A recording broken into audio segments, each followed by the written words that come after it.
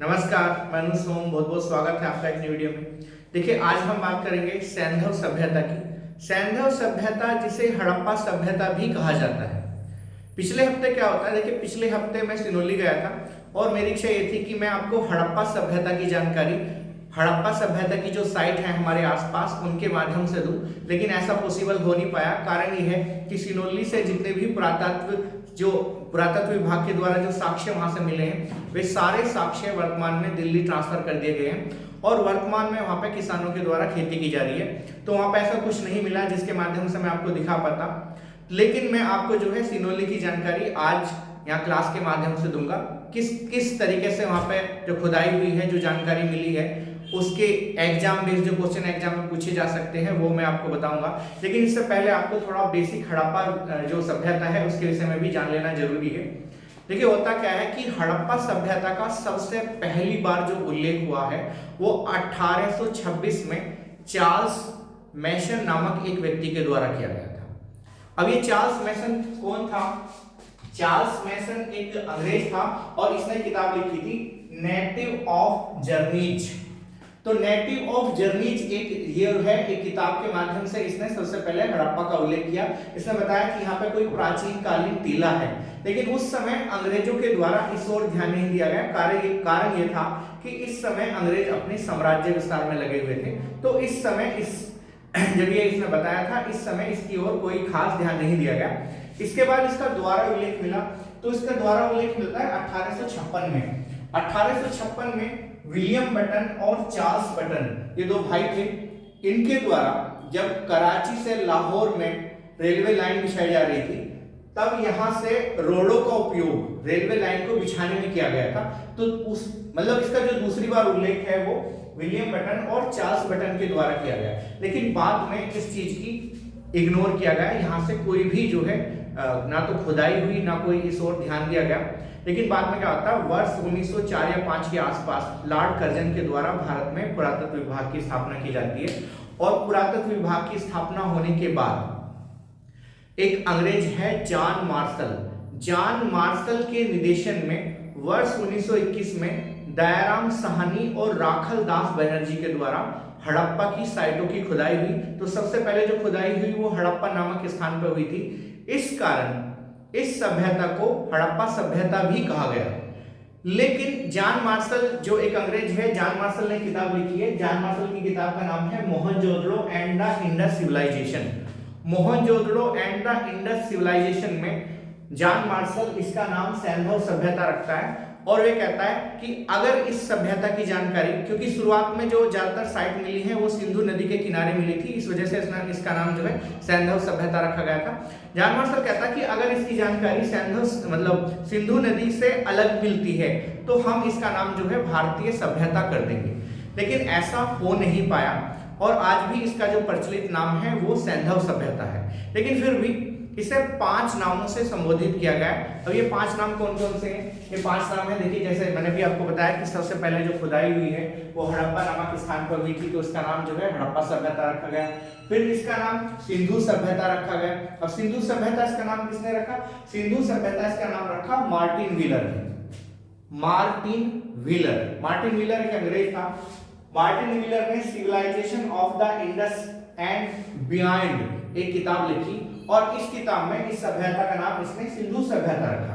तो ये आप जान लेंगे, जॉन मार्शल इसका नाम सैंधव सभ्यता रखता है और मार्टिन व्हीलर इसका नाम सिंधु सभ्यता रखता है। तो ये दो अलग अलग नाम है, ये आप याद रखेंगे, हालांकि बात एक ही है।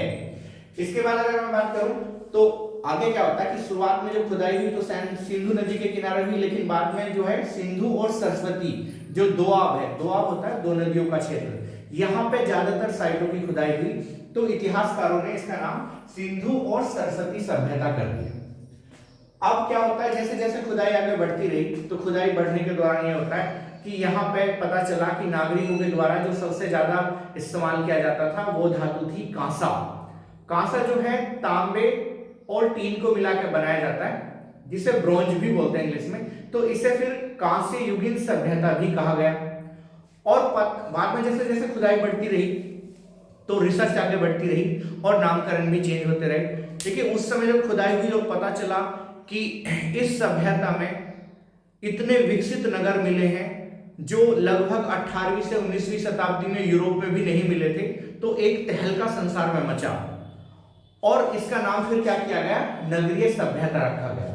यानी कि मतलब ये हम कह सकते हैं कि एशिया में, यानी कि दक्षिण एशिया में ये पहली नगरीय सभ्यता मिली थी और इसे नगरीय सभ्यता का नाम दिया था गार्डन चाइल्ड के द्वारा। तो गार्डन चाइल्ड ने इसे नगरीय सभ्यता कहा। ये तो है जो है हड़प्पा सभ्यता के प्रचलित नाम।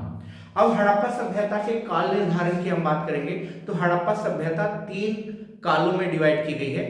एक तो हड़प्पा, एक हड़प्पा से पहला और एक हड़प्पा के बाद का काल। तो कैसे कैसे है आइए आपको बताते हैं। देखिए, पहला है प्राक हड़प्पा। प्राक हड़प्पा होता है मतलब हड़प्पा से पहले का, यानी कि जो हड़प्पा साइट है हमारी उससे जो पहले जो जानकारी मिलती है वो प्राक हड़प्पा है। यानी कि आप ऐसे समझो, आप पूरा नवपाषाण काल, नवपाषाण काल के बाद जैसे जैसे मानव ने आगे अपनी प्रक्रिया बढ़ाई तो वो क्या हुआ, वो विकसित होता चला गया। तो नवपाषाण और हड़प्पा काल के बीच में संक्रमण जो काल कहलाता है, ये काल कहलाया प्राक हड़प्पा। इसे आप बिफोर हड़प्पा भी कह सकते हो और इसका टाइम पीरियड है 3200 से 2600 बीसी। बीसी मतलब बिफोर जीसस क्राइस्ट, ठीक है। इसके बाद जो दूसरा है ये हड़प्पा सभ्यता है। तो हड़प्पा सभ्यता का जो काल है ये 2600 से 1900 है। हालांकि बहुत सी किताबों में आपने टाइम पीरियड दिखा होगा 2500 से 1750। अब ये जो टाइम पीरियड है ये कार्बन जो डेटिंग पद्धति है इसके माध्यम से निर्धारित किया गया है। लेकिन यहाँ पे जो हम टाइम पीरियड पढ़ रहे हैं, ये जो 2600 से 1900 दिया गया है, ये टाइम पीरियड उस समय बेसिक बनाया गया था। तो ये बेसिक टाइम पीरियड है और रेडियो कार्बन पद्धति के द्वारा जो टाइम पीरियड आता है वो 2500 से 1750 आता है। वो टाइम, वो जो क्वेश्चन एग्जाम आएगा वो किस तरीके से पूछा जाएगा वो मैं आपको अलग बताऊंगा। लेकिन फिलहाल मैं केवल हड़प्पा के चरणों की बात कर रहा हूं। तो केवल चरण याद रखने हैं, 3 चरण है। पहला 3200 से 2600, दूसरा जो हड़प्पा सभ्यता है वो 2600 से 1900 का है और जो तीसरा है उत्तर हड़प्पा, ये 1900 से 1300 का है। जो तीसरा चरण है ये हड़प्पा के बाद की स्थिति है। यानी कि ये जो पहला चरण है ये हड़प्पा से पहले, फिर परिपक्व हड़प्पा और फिर हड़प्पा का जो पतन शुरू हुआ, तो ये जो है उत्तर हड़प्पा कहलाया। ये हड़प्पा के पतन को दर्शाता है। तो ये हड़प्पा के विषय में थोड़ी बेसिक जानकारी थी। अब मैं आपको जो सिनोली गया था उसके विषय में जानकारी देता हूं। देखिए, सिनोली उत्तर प्रदेश में बागपत जो जिला है वहां पे है और वर्ष 2005 में यहाँ पे खुदाई हुई थी। 2005 के बाद 2018 और फिर 2019 में, यानी कि लगभग जो है 3 बार यहाँ पे खुदाई की जा चुकी है। और सिनोली में जब खुदाई हुई तो यहाँ पे बड़े पैमाने पे एक कब्रिस्तान मिला। अब जब कब्रिस्तान मिला तो यहाँ पे क्या हुआ, उस समय जब ये मतलब जिस गांव में इसकी खोज हुई थी तो स्थानीय जो ग्रामीण हैं वे तो उनका मानना ये था कि ये जो है कोई मुस्लिम इलाका रहा होगा और ये उन्हीं की कब्र है। उन्हें इसके विषय में कोई खास जानकारी नहीं थी। लेकिन जब पुरातत्व विभाग के द्वारा इस साइट पे बहुत सारे मृदभांड मिले। अब मृदभांड क्या होते हैं, देखिए मृदभांड भी मैं आपको दिखाता हूँ। देखिए ये किताब है सिंधु सभ्यता की और मृदभांड क्या होते हैं, ये जो है, ये जो आप देख रहे हैं ये मृदभांड है। आप यहाँ भी देख सकते हैं, ये जो आपको बर्तन दिखाई दे रहे हैं इन्हें मृदभांड कहा जाता है। तो यहाँ पे बहुत सारे मृदभांड मिले। मृदभांडों के माध्यम से काल का निर्धारण भी किया जाता है। ये कैसे किया जाता है इसकी जानकारी मैं आपको अगली वीडियो के माध्यम से बताऊंगा। तो बहुत सारे मृदभांड और नरकंकाल जब यहाँ पे मिले तो पता चला कि ये एक सैंधवकालीन सभ्यता है और इसमें एक तहलका मच गया पूरे विश्व में। बहुत सारे अमेरिका और जो इंग्लैंड वगैरह हैं यहाँ के भी जो इतिहासकार हैं वे भारत में आए और उन्होंने इस चीज की खोज की। तो उस समय यहाँ पे लगभग 116 कब्र मिली थी। तो ये उत्तर प्रदेश का पहला समाधान है। लेकिन आप थोड़ी बेसिक जानकारी ये भी जान लें। देखिए होता क्या है कि हड़प्पा सभ्यता में शव के अंतिम संस्कार की 3 प्रचलित प्रथाएं थी।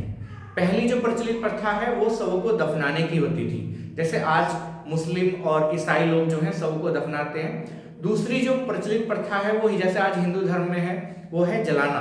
तो यहाँ पे जलाया भी जाता था। जैसे अगर हम बात करेंगे मोहनजोदड़ो में, तो मोहनजोदड़ो में कोई कब्रिस्तान नहीं मिलता, तो वहां पे क्या है, वहां पे जनरली शव को दफनाया नहीं बल्कि जलाया जाता था। जैसे हड़प्पा में एक कब्रिस्तान मिला है जिसे आर कब्रिस्तान नाम दिया गया है, तो वहां पे तो क्या है, वहां पे लोगों को दफनाया जाता था, लेकिन मोहनजोदड़ो में लोगों को जलाया जाता था, ये आप याद रखेंगे।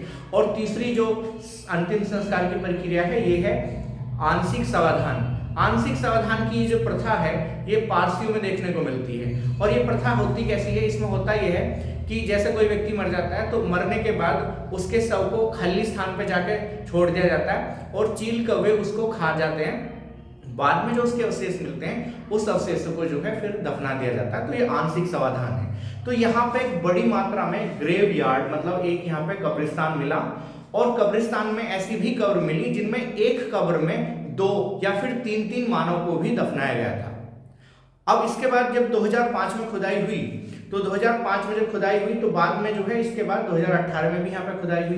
तो जो 2018 में खुदाई हुई उस खुदाई में यहाँ पे 2 रथ निकले हैं, कुछ घोड़े के अवशेष भी यहाँ से प्राप्त हुए हैं, 2 एंटीना सोल्ड तांबे की तलवार निकली है।